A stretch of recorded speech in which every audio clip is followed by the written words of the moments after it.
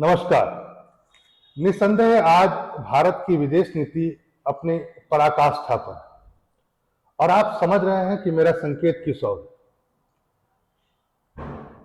क्योंकि कतर, जिसने अभी कुछ दिन पहले भारत के 8 पूर्व नौसैनिक अधिकारियों को फांसी की सजा सुना दी थी, उसे रिहा करना पड़ा। और अब ठीक है, उसके शुक्रिया अदा करना जरूरी होता है, क्योंकि सियासत में जरूरी है रवादारी, वो समझता है। सुना होगा आपने। तो रवादारी का मतलब शिष्टाचार। तो अभी प्रधानमंत्री चूंकि यूएई के दौरे पर है, उसके बाद वह कतर भी जाएंगे, ये तो आप समझ रहे हैं। लेकिन उससे बड़ी बात ये तस्वीर है जो बहुत कुछ बयां कर रही है।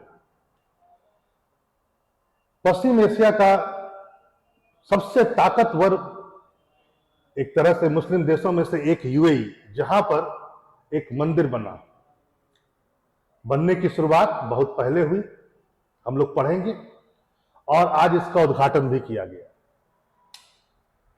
और उद्घाटन उसी के हाथ से हुआ जिसने वहां पर फाउंडेशन स्टोन रखा, यानी मोदी।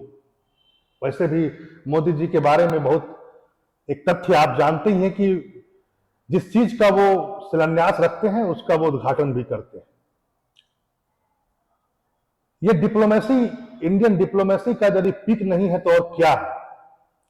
क्योंकि अभी कुछ दिन पहले राम मंदिर चूंकि अयोध्या में बना तो वो भारत का क्षेत्र था, बन सकता था। लेकिन यूएई में इस ढंग से इस भव्य मंदिर का बनाना, यदि मैं कहूं कि पूरे पश्चिम एशिया में ये पहला मंदिर है तो इसमें कोई शक नहीं। वहां के प्रिंस ने इसके लिए 27 एकड़ जमीन दिया, पहले 13.5 एकड़, और बाद में फिर दोबारा 13.5 एकड़ जमीन दिया, और उस पर यह मंदिर बना। पूरी बात क्या है, जरा इस पर भी हम लोग आते हैं और देखते हैं। ये मंदिर की कुछ तस्वीरें हैं जो आ रही हैं, इसको बाद में हम फिर से साझा करेंगे आप लोगों के साथ।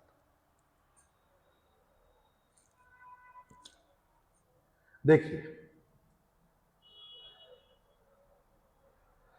पूरी बात कुछ ऐसा है कि पीएम मोदी शुरू से पश्चिम एशिया पर बहुत गौर कर रहे हैं, क्योंकि वो एनर्जी लाइफलाइन भी है। भारत को यदि 21वीं सदी का महाशक्ति बनना है तो एनर्जी बहुत बड़ा जरूरत है। और यूएई की ओर झुकाव शुरू से देखा गया। शायद एक कारण यह भी रहा कि यूएई में उस ढंग का कट्टरपंथ नहीं है जैसा अन्य देशों में देखा गया। 2015 से अब तक, यानी जो ये अभी विजिट हो रहा है, ये 7वीं बार है जब इस मुस्लिम कंट्री का दौरा पीएम मोदी कर रहे हैं। अब आप सोच सकते हैं कि दोनों देशों के बीच कितनी जबरदस्त अंडरस्टैंडिंग है, या मैं कहूं इन दो नेताओं के बीच क्या जबरदस्त अंडरस्टैंडिंग है। और ये तस्वीरें खुद ब खुद इस बात का बयान कर रही है। चलिए आते हैं और इस मंदिर पर कुछ चर्चा करते हैं, क्योंकि जब मैंने बात की इस मंदिर की, इस भव्य मंदिर की, तो पूरी बात इस मंदिर की जरूर की जाएगी। मंदिर एक संस्था बना रही है, BASP। इस संस्था का निर्माण 1905 में हुआ, एक संप्रदाय है। इसका पूरा नाम है बोचासनवासी अक्षर पुरुषोत्तम स्वामीनारायण संस्था। मैं फिर से कहता हूं, बोचासनवासी अक्षर पुरुषोत्तम स्वामीनारायण संस्था। ये वही संस्था है जिसने भारत में अक्षरधाम मंदिर, जो आपको पता है, उसका निर्माण किया। और न जाने विश्व में कई जगह इस संस्था ने बाकायदा मंदिर का निर्माण किया। और भारत के सनातन धर्म को प्रचार प्रसार में इस संस्था का बहुत बड़ा योगदान है। जैसा कि मैंने कहा, इस संस्था का निर्माण 1905 में हुआ था, और संस्था का निर्माण करने वाले थे शास्त्री जी, एक मिनट, शास्त्री जी महाराज।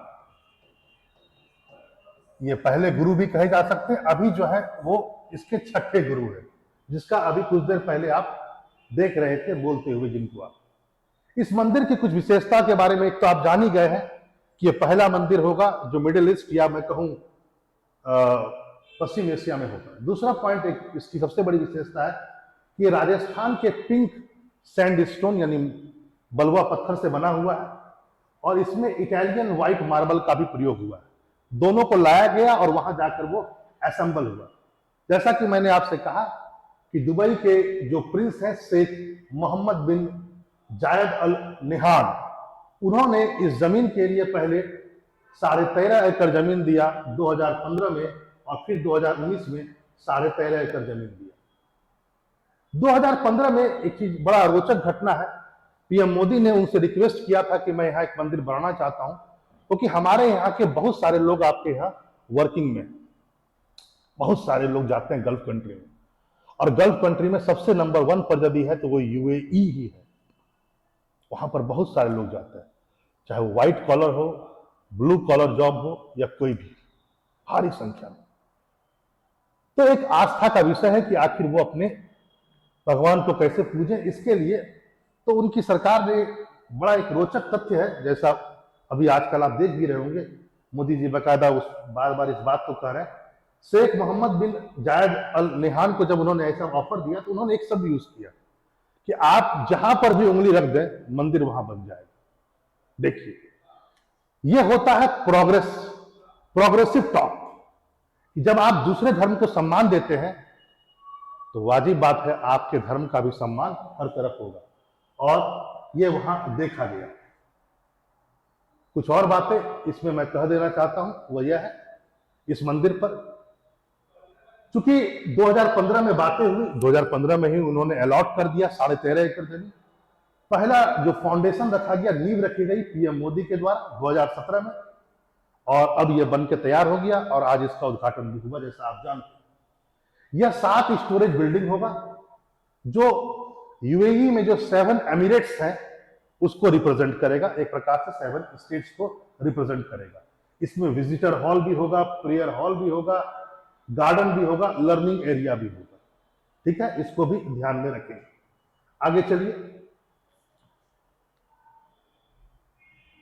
तो आपने अभी तक ये चीजों को देखा, एक रिलीजियस बातें थी और एक कहा जाए तो मैं कहूंगा कि सॉफ्ट पावर का यूज इन डिप्लोमेसी। अब कुछ और बातें आते हैं, अब कुछ टेक्निकल चीजें। भारत ने अभी हाल ही में जब मोदी जी वहां पर है तो उन्होंने इनॉग्रेट किया Bharat mart. Bharat mart basically जो लॉन्च किया गया है या जो स्टेब्लिश किया जा रहा है आबू धाबी में, उसका मेन मकसद है चाइना को काउंटर बैलेंस करना, क्योंकि चाइना ने ऐसा ही एक सिमिलर कॉन्सेप्ट पहले ही ले आया है जिसको वो कहते हैं ड्रैगन मार्ट, और माना जा रहा है कि 2025 से वर्किंग कर जाएगा। ये क्या है भारत मार्ट या ड्रैगन मार्ट क्या है, इसको समझने की जरूरत है। बेसिकली ये सब वेयर हाउसेस है। वेयर हाउस का मतलब एक तरह से गोदाम। देखिए, भारत, आपको पता होगा कि इंडिया जो है वो मिडिल ईस्ट होते हुए, ईस्टर्न यूरोप होते हुए यूरोप तक का एक कॉरिडोर बना रहा है। कॉरिडोर बनाने में माना जाता है कि यूएई एक बहुत बड़ा रोल अदा करेगा। तो हमारी जरूरत क्या है कि हम यूरोप से जाकर जुड़ सके, लेकिन बीच में है यूएई, तो वहां पर हम अपनी चीजों को जितना स्टोर कर सकेंगे उतना मेरा एक्सपोर्ट बढ़ेगा और उतना प्रॉफिट होगा या उतना ज्यादा एक्सेलरेट करेगा इंडिया का एमएसएमई। तो एमएसएमई को सपोर्ट करने के लिए वेयर हाउस बनाना है, वेयर हाउस फैसिलिटी को डेवलप करना है, और यही है भारत मार्ट। तो आप समझ सकते हैं बड़ा दूर का सोचा गया है कि केवल आप प्रोडक्शन हब बना करके चाइना काउंटर नहीं कर सकते हैं, आपको डिस्ट्रीब्यूट भी करना पड़ेगा, और उसी के अंतर्गत में क्या है, यह फेनोमेना को लाया गया। कुछ और बातें भी हुई है, जरा ध्यान रखेंगे, वो यह है भारत मार्ट के साथ साथ कुछ और बातें हुई। कुछ बातों पर एएमयू पर साइन हुआ, खासकर digital platform, digital payment platform पर। अब भारत का यूपीआई चलेगा यूएई में भी, और यह किससे जुड़कर चलेगा, एएनआई, जो यूएई का डिजिटल पेमेंट गेटवे है, यानी यूपीआई को सपोर्ट करेगा एएनआई, और इसके हेल्प से भारत का यूपीआई अब वहां चलेगा।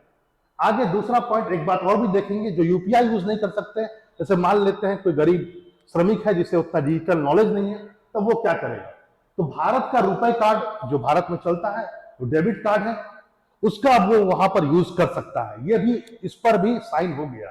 और इसको वहां पर एक्सेस कौन करेगा? वो है वहां का एक डेबिट कार्ड यूएई का, जिसको बोला गया है जय-1, जिसे जय-1 बोला जाता है, और वह उसको सपोर्ट करेगा। तो याद रखेंगे आप इन सब चीजों को, बहुत ही इंपॉर्टेंट है, बहुत सारी इंपॉर्टेंट चीजें हुई। एनर्जी सेक्टर में भी एमओयू पर साइन किया गया है। खासकर यदि मैं कहूं कि एक लॉन्ग टर्म कॉन्ट्रैक्ट साइन किया गया है एलएनजी पर। तो याद रखेंगे, एलएनजी मतलब लिक्विफाइड नेचुरल गैस। इस पर एक लॉन्ग टर्म कॉन्ट्रैक्ट साइन किया गया यूएई के द्वारा। आप समझ सकते हैं ये बहुत ही जरूरी है। और साथ ही साथ कुछ और बातों को भी इसमें जोड़ा गया है, खासकर कॉपरेशन जो साइन किया गया in the field of electrical interconnection और ट्रेड। इस पर भी बातें बनी हैं, इस पर भी बात की जा रही है। आपको पता होगा कि अभी हाल ही में यूएई और भारत ने मिलकर के एक संगठन बनाया है, I2U2। आप जान रहे होंगे, इंडिया इजराइल और यूएसए यूएई। इसका भी सदस्य होने के नाते दोनों में ज्यादा कॉपरेशन देखने को मिल रहा है, क्योंकि यूएई के पास में टेक्नोलॉजी भी है और इन्वेस्टमेंट पावर भी है। चलिए आगे बढ़ते हैं और चीजों को देखते हैं। इसी विजिट में कल शाम की बात है, अहलान मोदी, मतलब वेलकम टू मोदी। जहां भी मोदी जाते हैं, आपको पता होगा कि वहां पर वो इंडियन डायस्पोरा के साथ एक कनेक्शन को स्टेब्लिश करते हैं। आपको पता होना चाहिए, इंडियन डायस्पोरा इंडिया को रिप्रेजेंट करता है उस देश में। वहां के एनआरआई से लेकर के जितने भी लोग वहां काम करने के लिए आए हुए हैं, सबको इंडियन डायस्पोरा में गिना जाता है। और एक तो उनमें शिष्टाचार भी डेवलप होता है, साथ ही साथ वो वहां की सरकार को भारत हितैषी कदम उठाने में भी मदद करते। तो ये आप देखे होंगे, ह्यूस्टन में जो हुआ था, या सिडनी में जो हुआ, या थाईलैंड में जो हुआ, वही यहां पर भी हुआ, आबू धाबी में। लाखों की संख्या में भीड़ आई। और आपको पता है कि भीड़ जब मोदी को देखने आती है तो उसका रूप क्या होता है। तो एक याद रखेंगे, एहलान मोदी, ये भी है। आगे आप देखेंगे कि आज का जो घटनाक्रम है उसको भी नजर डाल लीजिए। आज वहां पर मोदी जी ने विजिट किया world government summit. World government summit, ये देखिए, वर्ल्ड गवर्नमेंट समिट। इसको इस समिट को उन्होंने आज विजिट किया। उसके वो मुख्य अतिथि थे।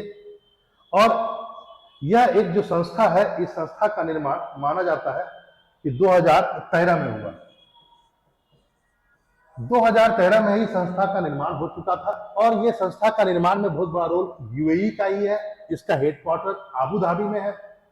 और यह कोई गवर्नमेंटल ऑर्गेनाइजेशन नहीं है कि यहाँ पर विश्व के बड़े बड़े जो शासनाध्यक्ष हैं वो नहीं आते हैं, बल्कि इसमें विचारक आते हैं, जो थॉट्स और थिंकर्स हैं वो आते हैं, नीति निर्माता वाले लोग आते हैं, निजी क्षेत्र के कुछ नेता आते हैं, ये सब आते हैं और धीरे धीरे अपनी बातों को रखते हैं, कैसे गवर्नेंस और अच्छा हो, कैसे सरकारें काम करें जिससे जनता की भलाई हो। तो ये सब बातों को इसमें रेखांकित किया जाता है। इसी समिट में ध्यान देंगे, मोदी ने कुछ बातों को कहा, इसको भी समझने की जरूरत है। उन्होंने क्या कहा, जरा देखिए। World today needs inclusive government which take everyone along and are clean and free from corruption. ये उनका टैगलाइन है। ये बात उन्होंने कहा कि आज विश्व की जरूरत है समावेशीय सरकार की, जो सबको साथ लेकर चले, पूरी साफ सुथरी हो और फ्री हो, भ्रष्टाचार से मुक्त हो भ्रष्टाचार। साथ ही साथ उन्होंने एक बात और भी कहा कि मेरा जो फंडामेंटल प्रिंसिपल उन्होंने कहा कि मेरा है minimum government and maximum governance. Minimum सरकार और मैक्सिमम सुशासन, ऐसी बात उन्होंने कही। तो आप समझ सकते हैं ये सब भी चीजें, घटनाक्रम उसके साथ में रही। देखिए, ये बात सही है कि भारत और यूएई के बीच जो संबंध है, इसके पीछे ये जो आप डेटा देख रहे हैं, कितने लोग वहां पर जो कम्युनिटी है, जो बेसिकली एक्सपर्टीज का कम्युनिटी है, 15 to 20% वहां पर जो एक्सपर्टीज, जो काम करने वाले हैं वो भारतीय हैं। व्हाइट कॉलर जॉब में भी कम से कम माना जाता है 20% के आसपास है। ब्लू कॉलर में माना जाता है कि 65% जो है वो भारतीय है। तो ये सब चीजें तो बता ही रहा है कि यूएई के विकास में भारतीयों को कितना योगदान है।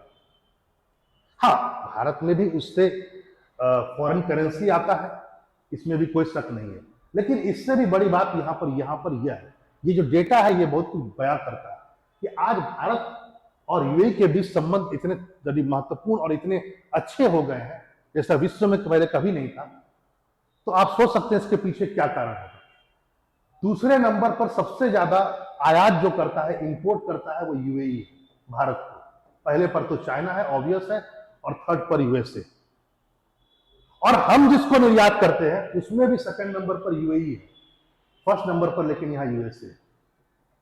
ये इकोनॉमिक सर्वे से लिया हुआ है, पिछले साल का डाटा अभी नहीं हम लोग देखे। तो आप सोच सकते हैं इस लिहाज से भी कि कितना यूएई इंपॉर्टेंट है। एक बात यह भी ध्यान रखेंगे, जब 2015 में प्रधानमंत्री मोदी पहली बार गए और अब लगातार उनकी 7वीं बार वो जा चुके हैं, तो 2015 में वो भारत के वो प्रधानमंत्री बने जो 28 साल के बाद यूएई की यात्रा पर गए। तो ये भी अपने आप में एक बहुत बड़ी बात है कि भारत वेस्ट एशिया जो पॉलिसी है उस पर किस ढंग से एग्रेसिव नोट्स पर चल रहा है और कितना इंपॉर्टेंस दे रहा है। 28 साल के बाद 2015 में किसी प्रधानमंत्री का वहां जाना इस बात को बताता है। चलिए फिर मिलते हैं एक नए टॉपिक के साथ। नमस्कार।